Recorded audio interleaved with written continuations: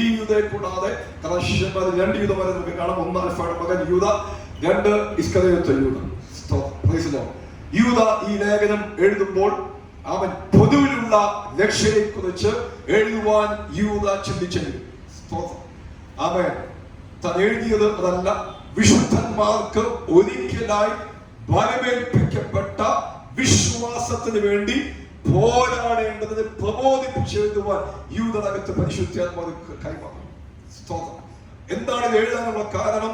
സ്തോത്രം. യൂദ പൊതുവിൽ രക്ഷയെക്കുറിച്ച് ചിന്തിച്ചെങ്കിലും ആ കാലഘട്ടങ്ങളിൽ സഭകൾക്കകത്ത് നിങ്ങളുടെ വാക്ക് ശ്രദ്ധിക്കണം കേട്ടോ, നുഴഞ്ഞ് കയറി വന്ന ദുരുപദേഷ്ടകന്മാർ, സ്തോത്രം, വിശ്വാസത്തെ ത്യജിക്കത്തക്ക നിലവാരങ്ങളിൽ പല ദുരുപദേഷ്ടകന്മാർ സമയത്ത് സഭകൾക്കകത്ത് കയറി ആ വിശ്വാസം ത്യജിക്കത്തക്ക നിലവാരങ്ങളിൽ പല നിലവാരങ്ങളിൽ ദുരുപദേശം കയറി വന്നപ്പോൾ യൂദ അവൻ ശക്തിയോടെ പ്രവചനാത്മാവിൽ ആത്മാവിൽ നിന്നുകൊണ്ട് തന്റെ തൂലിക ശക്തമായി ചലിപ്പിച്ച് വിശ്വാസികളോട് പറയുകയാണ്, നമുക്ക് ഒരിക്കലായി ബലമേൽപ്പിക്കപ്പെട്ട വിശ്വാസത്തിന് വേണ്ടി നിങ്ങൾ പോരാടേണ്ട ആവശ്യമാണ്.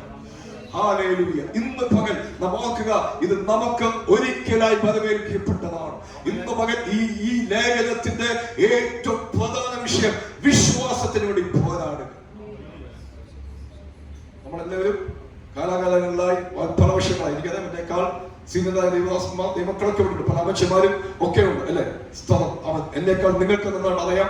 ആദ്യ നാളുകളിൽ നാം രക്ഷിക്കപ്പെട്ടു, സ്നാനപ്പെട്ടു, വിശ്വാസത്തിൽ വന്നു, അവൻ ചർച്ചിൽ പോകുന്നുണ്ട്, ആരാധിക്കുന്നുണ്ട്, ഉപവസിക്കുന്നുണ്ട്, പല കാര്യങ്ങൾ ചെയ്യുന്നുണ്ട്. പക്ഷെ ഇന്ന് പകൽ നമുക്കൊരു ആത്മപരിശോധന നടത്താം.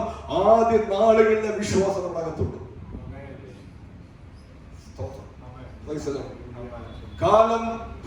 കാലത്തിന്റെ പോക്കിൽ അവൻ സ്തോത്രം അവൻ അഡ്ജസ്റ്റ്മെന്റിൽ പല കാര്യങ്ങൾക്ക് നമ്മൾ ചെയ്യുന്നുണ്ടെങ്കിലും എവിടെയോ നമ്മുടെ അകത്ത് ആദ്യ നാളുകളുടെ വിശ്വാസം എന്ത് ചെയ്തു അല്ലെ. അവൻ ഇന്ന് മകൻ യൂദ പറയുകയാണ്, വിശ്വാസത്തിനോട് എന്ത് ചെയ്യുക, പോരാടണം. അതിന്റെ 20 വരാം. ഹല്ലേലൂയ. നിങ്ങളോ പ്രിയമുള്ളവരെ, നിങ്ങളുടെ ആദി വിശുദ്ധ വിശ്വാസം. അപ്പൊ ഈ വിശ്വാസത്തിന്റെ പേരെന്താണെന്നറിയോ? ആദി വിശുദ്ധ വിശ്വാസം. ഈ ലേഖനത്തിന് ഒത്തിരി പ്രത്യേകതയുണ്ട്. 25 വാക്യങ്ങളേ ഉള്ളൂ, ഒറ്റ അധ്യായമേ ഉള്ളൂ. ഇതിനകത്ത് മറ്റ് തിരുവചനത്തിൽ കാണാത്ത 2 കാര്യങ്ങൾ ഇതിനകത്ത് കാണാൻ കഴിയും. ഒന്ന്, ഇതിന്റെ 9-ാം വാക്യത്തിൽ മോശയുടെ ശരീരത്തെ കുറിച്ച് മീകായേലും സാത്താനും തർക്കിക്കുന്നത്. 2, 15 വാക്യത്തിൽ ഹാനോക്കിന്റെ ഭോജനത്തെ കുറിച്ച് നമുക്ക് ഇത് കാണാൻ കഴിയും.